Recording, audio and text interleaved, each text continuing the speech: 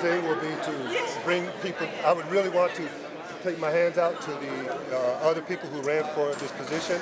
And I really am looking to bring people together. My first thing is I want to listen.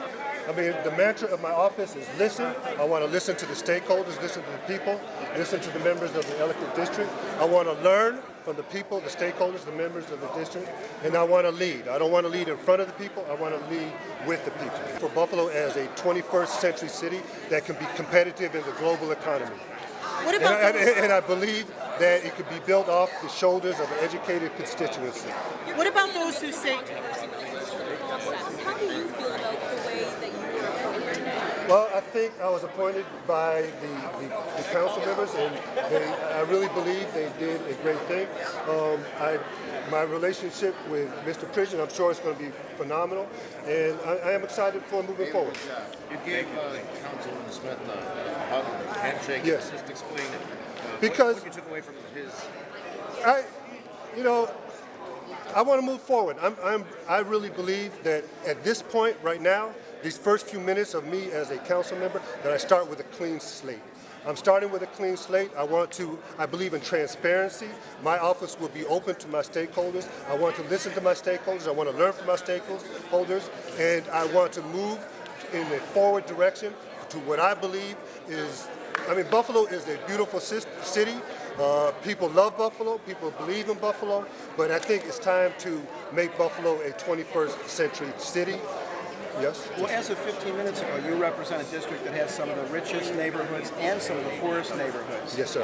What are your immediate priorities? My immediate priorities are that I want to present a quality constituent service for the residents, for both the residential and business communities of the Ellicott District. I believe that is the bread and butter. So the very first thing I want to do is provide and set up a system and set up some kind of mechanism that will facilitate that process. But the long-term priorities is, I believe, economic development that is linked to job creation, but job creation that is linked to job training and apprenticeship programs that are designed for 21st century conditions. What about those who have a problem with the way the process went? I believe that, again, I'm a college professor, and what I expect of my students, oftentimes what I tell my students is that I give them an open assignment, and what I tell them is that I expect a product, a service that's over and beyond my expectations. I believe that over the years that I will be a council member that will be over and beyond the expectations of the Ellicott District and the city of Buffalo. I think that I will represent a well-served council. But was the process followed? Are you beholden to the majority? Yes, the process was followed. Are you beholden to the majority that essentially appointed? As of before this, I figured I was not a politician, but I am a politician now. Right, but I understand I'm independent. I was independent before I came here. I'll be independent when I leave. I'm independent and I'm progressive. Right, progressive meaning that I believe in the future of Buffalo. Can you work with the mayor?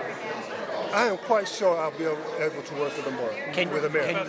Professor, what lesson do you think your students will get from what we just went through? What lesson? Well, at the end, if they saw me and Reverend Pridgen hugging, I think they'll get a good lesson. If they saw me and Mr. Smith hugging, I think they'll get a good lesson. We are moving into the future. He tried to take out the debate today in which there was serious issues on the way that he handled things. I have an article that was in the Art Voice in which when it came to the Delaware District Council member, everybody said they wanted to follow the rules. My question is, if it was good enough for Delaware, why not Ellicott? It was never answered. Usually the process goes is the committeemen make an endorsement and the council follows it. Never have they gone off path. Why not? And this has been a hallmark of this administration. They have done this for the past 2 years, and I've been standing up to them when they want to do everything by 5. These guys meet in secret. They hire all the staff. They only have one black person working for them. So why do you feel like they did not follow precedent and voted to appoint Curtis Haynes Jr.? And that's the question that I had for them that I had never had answered. As well, I have my assumptions, But as you saw, they didn't want to answer the question. And so my assumptions is that they were looking for a 6 vote all along. I don't think they got it, but I know that they were looking for a 6 vote in order to do the dastardly deeds that they've been doing for the past couple of years. So I don't think they got it. You know, I've talked to the doctor, and I think he's a very honorable man. And this is not about the doctor. Please, do not want people to that's my next get that question. Will wrong. you be able to work with Yes, him? I will. I look forward to working with him. I have a problem with the process, and that now we are setting precedent for other people. This was a slap in the face to Democratic committee members, people who go out there every day and go and get signatures, and people vote for them. The will of the people was not followed today. Are those the petitions in your hands? These Talk are the to me about petitions petitions. on which people dropped off at my office, and each of them said that they going to reach 10 people citywide. How many because they don't like signatures do you that have? 400 signatures. Now, the council had a process that it's in our charter, that we get to vet the candidates, take applications, and we did, and we vetted the candidates. And after we vetted the candidates, we made our decision. We're not bound by the decisions that the committee members make. Yes, we give them some weight, but at the end of the day, I personally feel that I have to look out for the better interests of the neighborhoods and the business districts in the Ellicott district, and I think Curtis Haynes represents that the best.